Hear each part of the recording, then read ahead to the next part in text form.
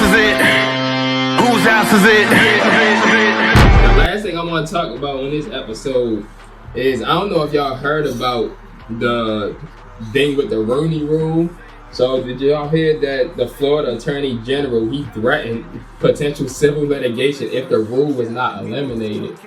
And Goodell came on basically like backed up and said we're not getting rid of it. And I'm Attorney General James Uthmeyer.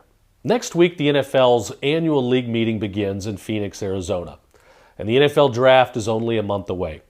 Ahead of the annual meeting, my office is sending a letter to the NFL Commissioner, Roger Goodell, regarding the league's hiring practices.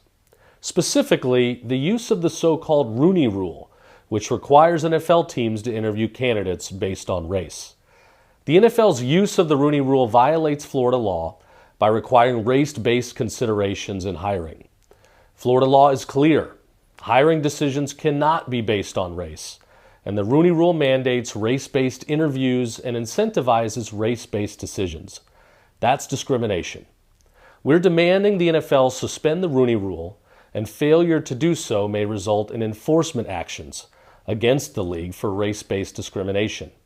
NFL teams and their fans don't care about the race of the coaching staff. They want a merit-based system that gives their team the best chance to win. Thank you. And basically the Attorney General basically was saying that it's discriminatory. But you know the Rooney has been in place since 2003, and Goodell was saying that it's been successful and it's been used to help identify good candidates of all backgrounds.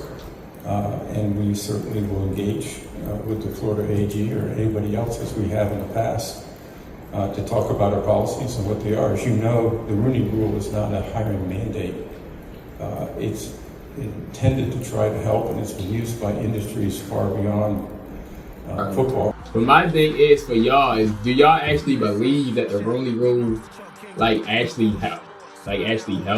No, they always say stuff. It's a catch. Thank you. It's a catch-22 because why was the Rooney Rule made in the first place?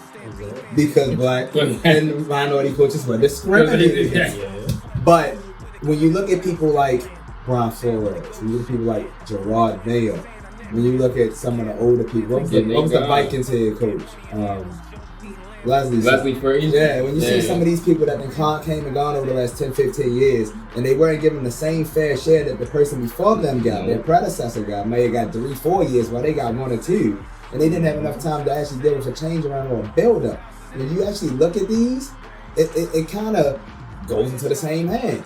So you're bringing some of these coaches in knowing they're not going to have the same amount of time to build a team, and you're basically setting them up to look bad, to fail, whereas once they fail, the people who are looking from the outside was like, well, the colored got his chance, the minority got his chance, let's go the other route, and it's going to make people want to lean to something other than what they see.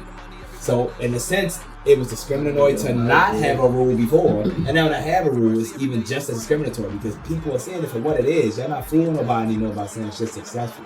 Exactly. Yeah. Like basically, a minority coach got to be tall balls or something. You got to win. You got to make it to the Super Bowl and basically win the Super Bowl to be considered as serious as an Andy Reid, as a motherfucker that made it to 5-6 Super Bowls and they win them.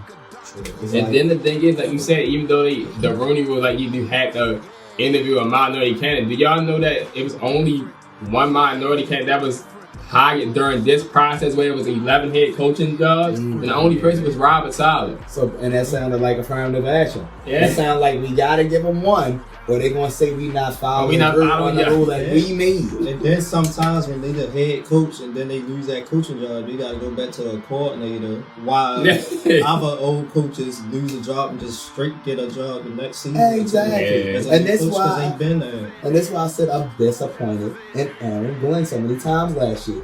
How many times did he get promoted, advertised? Based off of the last 2-3 seasons of Detroit on every fucking sports like Aaron Glenn should be a head coach. The only head coaching job that's available for you was the New York Jets because he played for.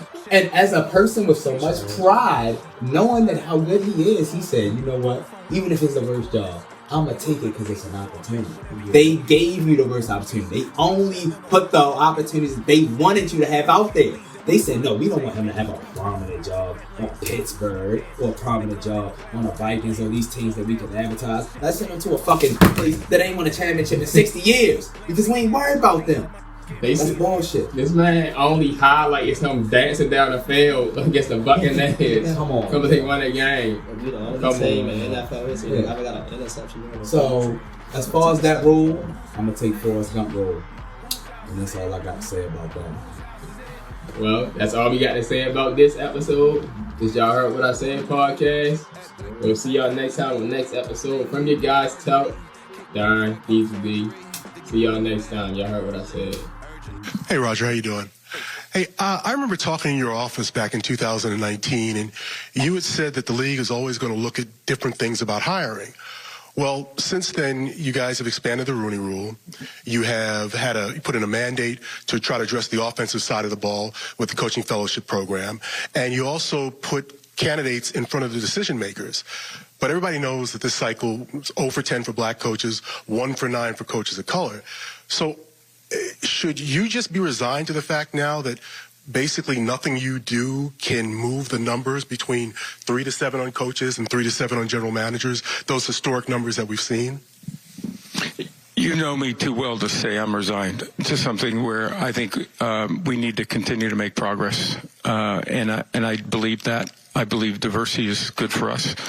I think we have become a more diverse league across every platform, including coaching, but we still have more work to do.